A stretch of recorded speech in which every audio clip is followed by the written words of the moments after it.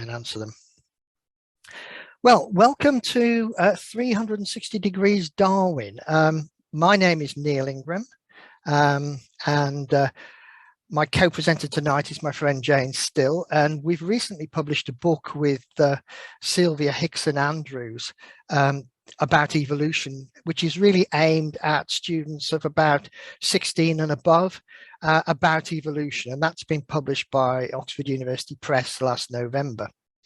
And really this is in a sense the book launch, because we were hoping to have it launched in December, but that got cancelled. So this is really the first chance we've had to talk about the book, and all the images and the ideas are here are all described in the book. So the presentation that we're going to do takes a holistic 360-degree view of the life and thinking of Charles Darwin. And obviously this festival this week is celebrating the life of Darwin. So even though Darwin was widely travelled across the world, he remained essentially an English country gentleman. And this shaped his view of the world, just as much as his observations from far off exotic places. Darwin became a reflective observer and discoverer of nature, with the time and space to read widely in geology, science and natural history. And Darwin's thinking became a pathway that others could follow. And many people did, discovering for themselves that Charles Darwin was right on all of the fundamental principles, even if some of the details are wrong. As the climate warms, fire destroys many habitats, many organisms, and sometimes entire species. Destruction is part of the creative process. Opportunities are created for new species to form and for existing species to develop in new ways. This has happened so many times in the past 3.5 billion years, since the first organisms lived on Earth. And it will do so again in the future, I'm sure, whether we are or are not part of that process. The thinking of Charles Darwin provides a mechanism for understanding this. It's an exploration of our past and also a warning guide to our possible futures. But the thinking of Charles Darwin also points us towards our interconnectedness with the rest of nature. The idea that we're connected by ancestry to the rest of humanity is of deep importance. But we're also connected by ancestry to the rest of life. And this can fundamentally alter our view of ecology and the way in which we view the living world. That all life is descended from a single universal common ancestor was suggested by Darwin. He wrote, "There is a grandeur in this view of life, with its several powers, having been originally breathed into a few forms or into one." And remarkably, this was only proved scientifically as recently as 2010. All life that has ever existed, that exists now, or could exist in the future, is descended from a single organism called Luca, the last universal common ancestor. And it's thought to look like these primitive bacteria. Humans are not one species competing amongst many, no longer at the pinnacle of creation. Above all else, evolution describes powerful processes that, as Darwin wrote, from so simple a beginning, endless forms most beautiful and most wonderful have been and are being evolved. Darwin tells us stories of how we live in an unstable, changing environment. How small differences between individuals can be selected. How this selection can lead to the rise and fall of populations and the birth and death of entire species. And these effects can be observed just as clearly in the distribution of scruffy preserved specimens of finches that Darwin collected from the Galapagos Islands, as it can in the most modern analysis of DNA of these finches. Studying changes in DNA allow us to see natural selection in action and new species forming in our lifetimes. The finches of the Galapagos Islands deserve their fame, but they are one example amongst many. There are about 8 million species of animals and nearly 300,000 species of plants we think exist on the planet. But nearly 90% of these species have yet to be discovered, described, or named, and many of them are likely to go extinct before we even discover them. Each of these species is, for now then, a success story of evolution. Each of these species has a unique way of solving the problems of surviving and reproducing in an unforgiving and changing environment. Each species has a different story to tell. But what about Darwin? What are the stories that are told about him? So, this is the story of evolution as told by the media and also by many textbooks. The story goes, one man had an idea. He went around the world looking for evidence. He had a eureka moment when he arrived at the Galapagos and saw many species of closely related finches. He realized that evolution is the result of natural selection favoring certain genes. Over many years, he gathered together data to support the theory of evolution. The Origin of Species took years to write. But surprisingly, or maybe not to you, only one of these statements is true. That's the one that's in red. Over many years, he gathered data to support the theory of evolution. So what about the others?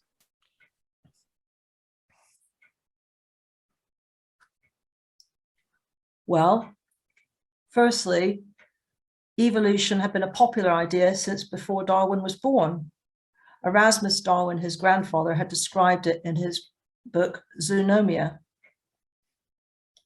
Secondly, Darwin was more interested in natural history and geology. While on the Beagle, he ascribed to the multiple foci of creation theory. Thirdly, when he arrived at the Galapagos, he was actually more interested in the possibility that they are volcanic islands. He thought the finches were completely different species, and it was an ornithologist in London who put him right. Next, natural selection was Darwin's contribution, but he did not know about genes. Gemmules, his idea, are totally different. And the writing of the Origin of Species, well, he actually took barely a year. Wallace's letter arrived spring 1858. His and Wallace's paper was read to the Linnean Society in July, and Origin was published in November 1859. So the image of science in many people's minds is an orderly investigation of certainty. Well, the reality can be very different. My gap year was working for a company inventing platinum cancer drugs, or so we hoped. However, at that time, no one knew how they worked. Cisplatin had been discovered by accident, and so we were guessing in the dark. So far as I know, none of the ones I synthesized ever worked. The scientific process is usually messy, with many people making contributions. It's more like a huge puzzle. In this book, we use the story of evolution to show how true this is. Science is about investigations which yield unexpected as well as expected results, which often end up posing more questions than they answered, and which at times yield conflicting results.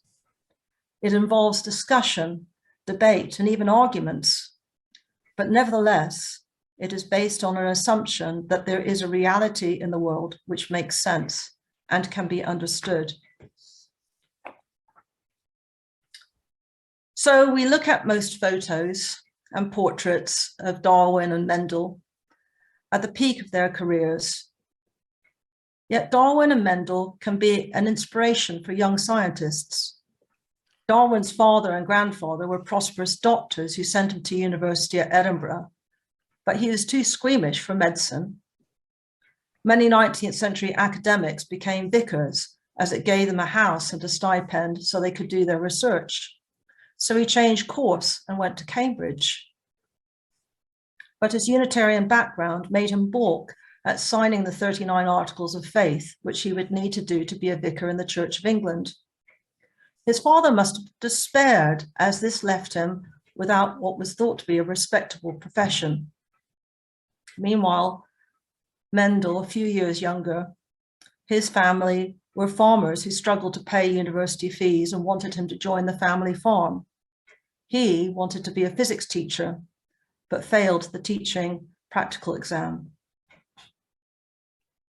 So what motivated them? Darwin was a keen geologist and natural historian. He was looking for adventure and a chance to collect. Despite the fact that his grandfather had described evolution in his book Zoonomia, he believed until after his return from the Beagle that there had been multiple creation events. Mendel, while having failed his teaching exam, his mathematical mind was put to work by his monastery to understand plant breeding and to breed improved varieties of peas, beans, and brassicas. This was to address the problems of feeding the burgeoning 19th century population, many of whom were urban. How to survive as a scientist? Darwin's house is on the left. Mendel's monastery is on the right. Darwin had family money. His family in the Wedgwoods set up a trust fund for when he returned from the Beagle. Astute railway investments enabled him to be a leisured gentleman. Mendel wrote that monastic life spared him, quote, the perpetual anxiety about a means of livelihood.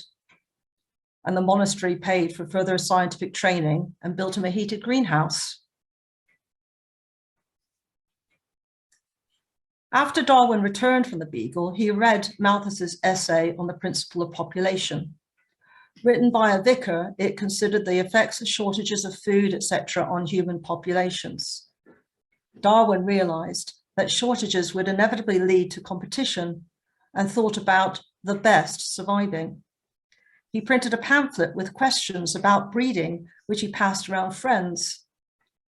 He was constantly writing to the Gardener's Chronicle with requests for items, including lizards' eggs and seeds for experiments investigating the possibility of dispersal via the sea. And in only a year, he succeeded in breeding a wild-type rock dove by crossing fancy breeds of pigeons. The abbot of Mendel's community was the region's sheep breeding expert. Look at this photograph, bearing in mind how long you had to stay still for photos in the 1860s. In this posed photograph, Mendel's attention is focused on a flower, while all those around him are focused on him, a clear indication of the respect that they and the abbot had for the value of his work with plant breeding.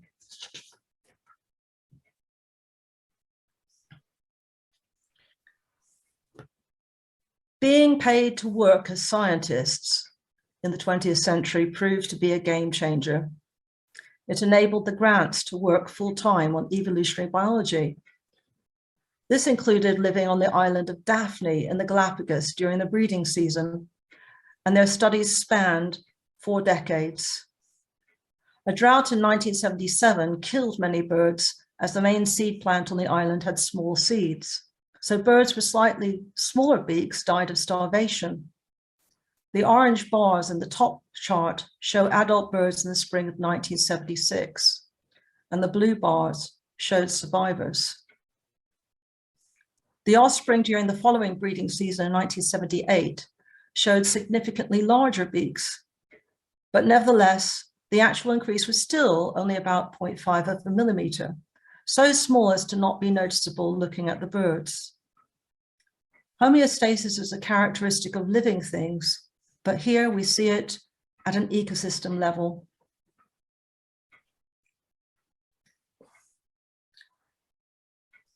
Anxious about controversy, Darwin was stuck in a cycle of collecting more and more evidence.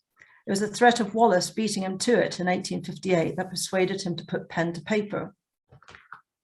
A believer in evolution from his teens, Wallace's impoverished middle-class family wanted him to be a surveyor. His tertiary education was a mixture of apprenticeship, reading, and classes at mechanics institutes. In his 20s, he had decided to fund a trip to South America by selling insects. He was lost for 2 years in the Amazon, almost died of a tropical fever, and a brother who had accompanied him did. He was shipwrecked and lost everything, but he plugged on and went on to the Malay archipelago, where he continued looking for evidence of evolution. Wallace sent articles back to England for comments. And seeing the one in 1858, Darwin wrote to his mentor, Lyell, "All my originality, whatever it may be amount to, will be smashed." So this made him rush into writing Origin. So Origin's published. The first melanic peppered moth in Manchester had been recorded in 1848. Victorians loved collecting moths and no doubt were already mystified by the increasing numbers of black ones. In less than 50 years, they had increased from occasional curiosities to being in the majority in Manchester. This was seized upon as evidence by readers in the first few editions of Origin. Then in the mid to late 20th century, the experiment was inadvertently repeated in reverse when the Clean Air Act was passed. Interestingly, it took the same amount of time for the melanics to decrease back to being occasional curiosities as it had to increase. So, what is a species? Well, when the melanics first appeared, collectors may have thought it was a new species. But in cichlid fish, coloration of the males is species distinctive. However, in the snail Sapia nemorales on the right, all colors are the same species. So in no time at all, people were debating how the characters, the raw material for natural selection, were inherited. Genes are particles of inheritance which are passed on unchanged between generations. Darwin's gemmules were conceived as bits shed from the organs which are gathered in the gametes and blend like paint. Darwin had this bit wrong, and neo-Darwinism is understanding natural selection of particulate genes rather than blended gemmules. Gemmules do not describe the patterns of colors and banding seen in the snails, as well as Mendel's genes. And in this chart, we see a chart of the colors of those snails on our last slide. The patterns of colors and banding work with Mendel's genes, but gemmules do not describe them so well. In this chart, there's a clear pattern with unbanded pink snails more common in wooded areas and banded yellow snails more common in hedgerows and overgrown areas. And the great question in the early years of the 20th century was why? There is a variety of selective forces all acting together on the different genes. So differences like this between individuals blur the boundaries between differences between species. Sexual dimorphism also confuses things, teasing out which differences are due to different species and which to sexual dimorphism is a constant challenge. Even today, there is an ongoing discussion about these hominin skulls on the left and the ammonites on the right.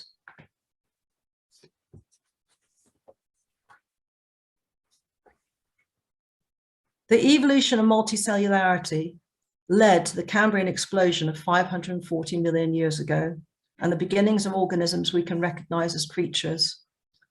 But when peering into the ancient past, we encounter organisms which are so beyond our experience, it's difficult to know where to draw the lines.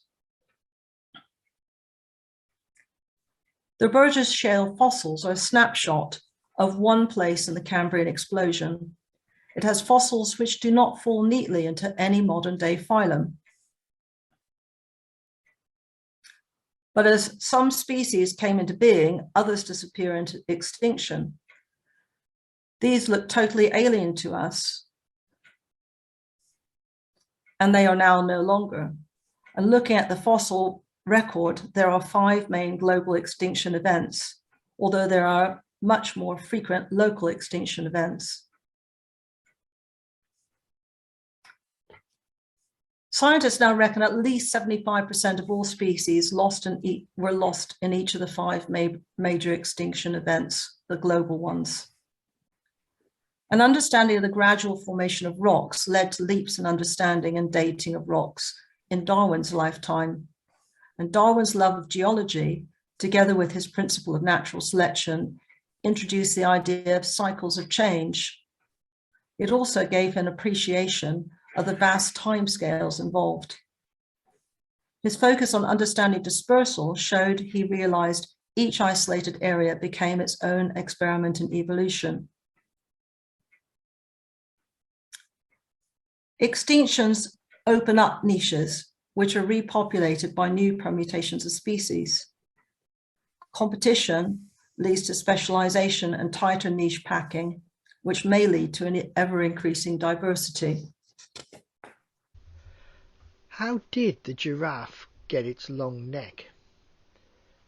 People have puzzled over this question for centuries. But now, Darwin's principles, combined with cutting-edge DNA analysis and behavioural ecology, might be starting to give us some clues. Natural selection acts directly on individual giraffes. To use scientific terminology, natural selection acts on the whole phenotype. If natural selection acts on whole organisms, it does not act on particular parts, like the neck or the legs, in isolation from everything else. It does not select for individual genes. There is no single gene for having a long neck.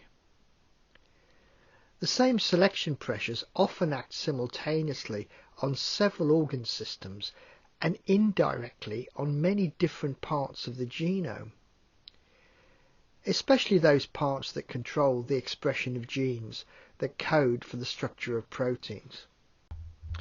A giraffe stands about 6 meters tall, and its heart has to pump blood up to its head and its brain. The heart of the giraffe is no bigger than the hearts of other mammals, at about 1% of its body volume. What makes the heart of the giraffe unique is the thickness of the left ventricle wall and the small volume of the ventricle cavity. This pumps relatively small volumes of blood at twice the pressure of the hearts of other mammals.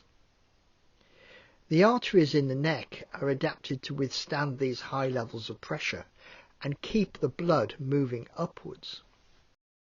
But what happens when the giraffe lowers its neck to drink? How does it avoid its brain being crushed by the mass of the blood flowing downwards? There is an extensive network of small arteries surrounding the brain that are rich in elastic fibres. These expand to accommodate the blood flowing from the heart and reduce its pressure. These arteries prevent too much blood reaching the brain. The veins down the neck contain many valves, which are open when the head is raised, but are closed when the neck is lowered at the drinking pool. This prevents the flow of blood back into the giraffe's brain. These are adaptations that explain how the giraffe can survive with such a long neck, but they do not explain how it got such a long neck in the first place. Darwin agreed with Lamarck that the long neck evolved as an adaptation to reach the leaves at the top of tall trees. They both argued that in times of drought, the leaves at the top of the trees would be eaten last, so the tallest giraffes would stretch their necks to reach them. There are serious flaws in this argument, as we discuss at length in the book. Another possible suggestion is that long necks are adaptations that enable males to fight each other to secure access to breeding females. The anatomy of the neck bone suggests that this is a plausible explanation. Male giraffe neck vertebrae and skulls are larger and more armoured than those of females, who do not fight.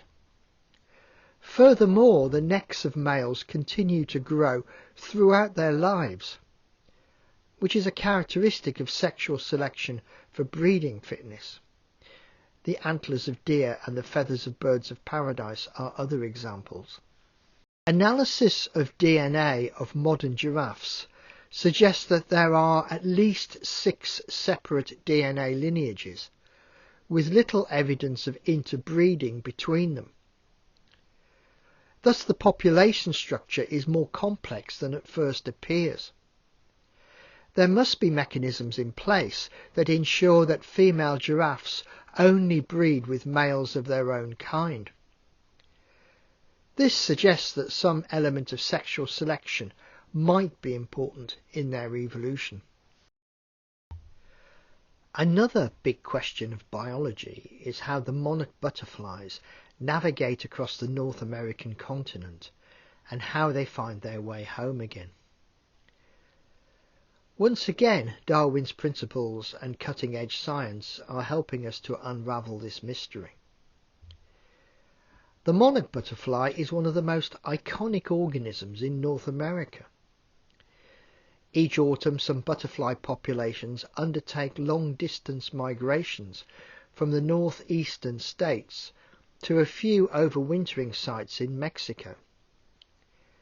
Some people claim that the butterflies hibernate in the same trees each year, and then, in the spring, they journey back to their home states. In some years, hundreds of millions of butterflies overwinter in Mexico. The first butterflies arrive in Mexico around November the 1st, coinciding with the local celebrations for the Day of the Dead. They overwinter and leave around March the 15th. Every year they have done this, probably for tens of thousands of years. The migrations involve butterflies flying considerable distances of up to 5,000 kilometers. Yet, the butterflies that arrive in Mexico each winter are not the same ones that left Mexico during the previous spring. In spring, the butterflies set off on their northward migrations, undergoing up to 5 cycles of sexual reproduction along the way. The butterfly that completes the journey is not the same butterfly that left Mexico in March that year. Then, in the autumn, the butterflies fly back to Mexico, often completing the journey in a single generation. The development of these butterflies is altered to prevent their reproduction and increase their longevity. This is caused by a reduction in the production of juvenile hormone.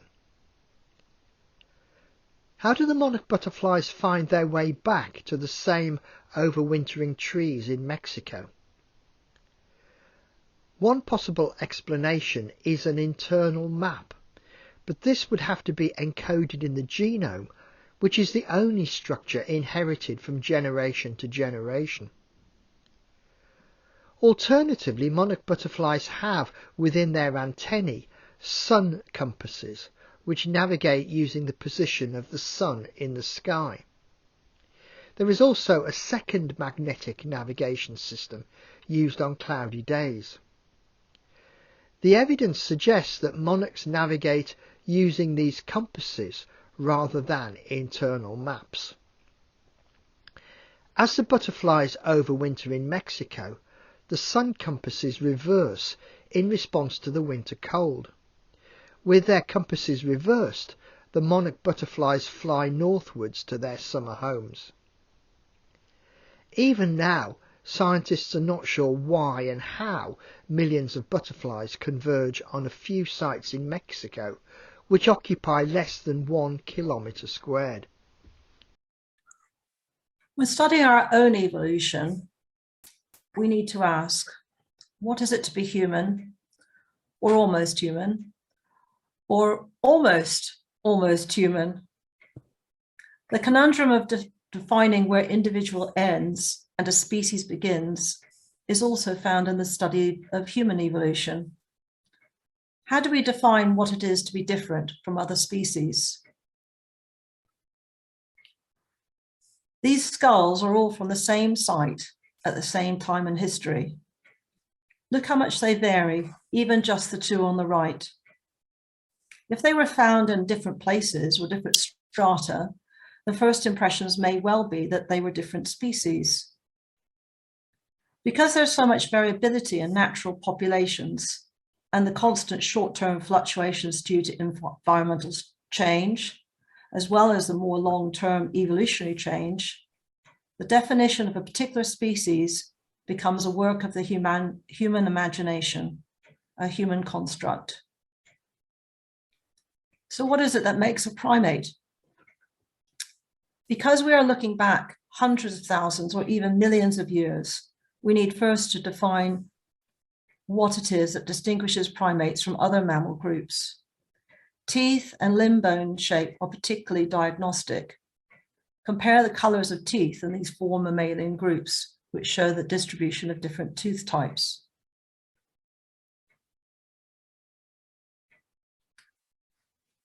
Next, we need to consider what it is that sets hominins apart from other primates. Look at the lower limbs. Both the lower limbs and also the head show how subtle changes enable an upright walking position rather than a more crouched position. Both changes bring the alignment of the body over the center of gravity.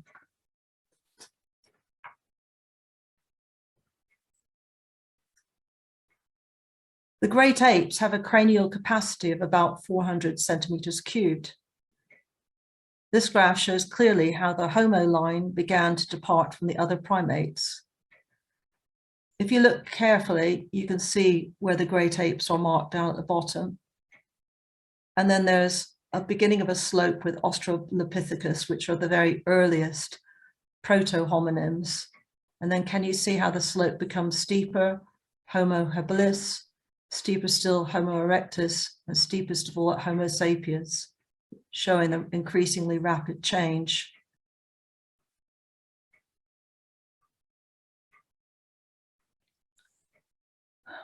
And this is where we began. And just below the red square is Olduvai Gorge, where the Leakeys worked.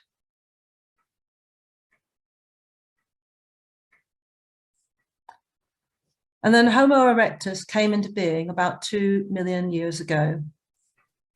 By the time Homo erectus had evolved, there were a number of key features which make it stand out from other primates, and these are marked here. These led to a great capacity for migration and adaptation, with the result that it was able to colonize a large area in the lower latitudes. And this shows the first out of Africa migration. Homo erectus continued to live in Asia and Middle East as it continued to evolve in Africa. It evolved into Homo heidelbergensis, and fossils of heidelbergensis are found in Africa, Europe, and Asia. And then heidelbergensis further evolved into Homo neanderthalensis in Europe and Homo sapiens in Africa. In Asia, Homo erectus populations remained longer than Europe and Africa because they are competed by sapiens in Africa and by neanderthalensis in Europe.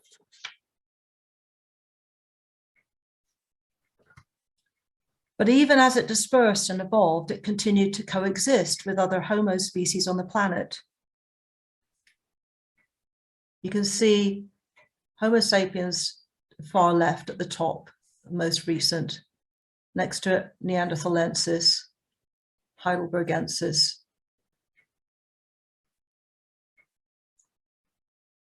and Homo erectus lasting for really quite a long time.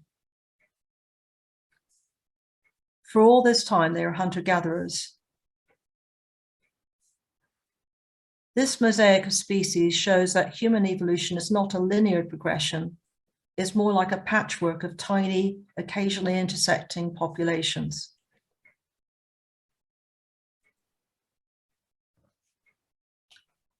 Dispersal of Homo erectus led to isolated populations which took their own evolutionary routes. Although Heidelbergensis was in both Africa and Europe, Neanderthal fossils aren't found south of the Levant, shown in red on the map. And so the Neanderthals must have evolved in Europe. So we have two lineages evolving separately, one in Europe, the Neanderthals, and one in Africa, the sapiens.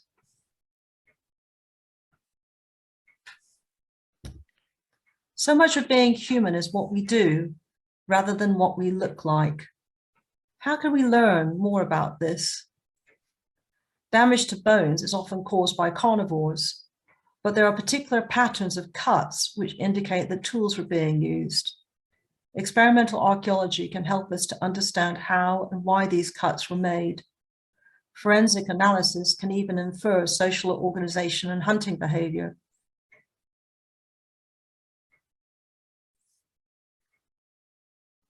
So-called trace fossils, such as footprints in stone,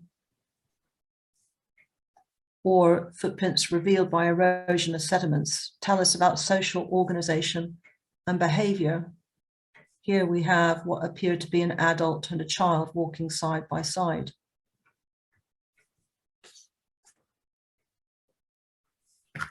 And then about 100,000 years ago, Homo sapiens began migrating out of Africa.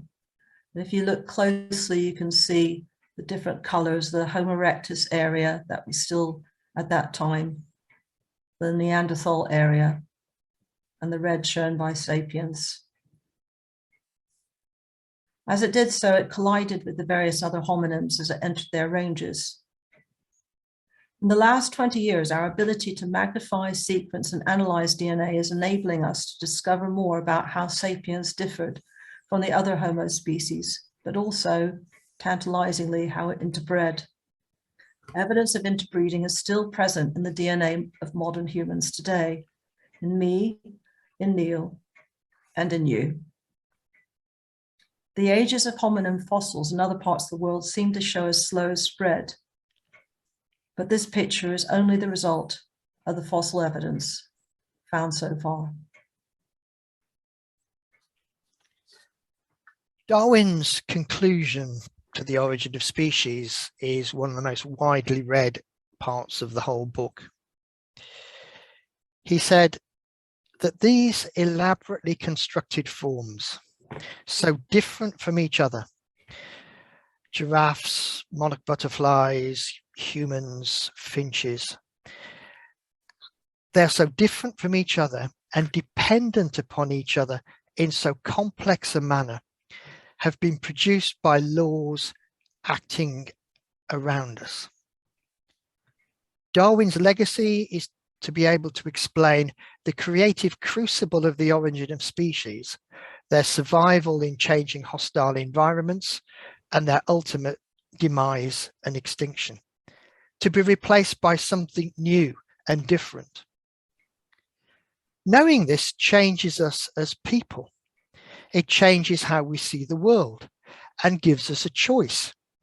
It allows us to choose to nurture and support the survival of these endless forms most beautiful and most wonderful. Or we can choose to allow them to disappear from the planet forever. So that is our presentation. All of the materials have been taken from our book, as I say, published by OUP last year. And if you're interested in finding out more, then do go and have a look at the book. But if you want to contact me directly, you can use that email address there, and I'll pass what you say on to Jane as well.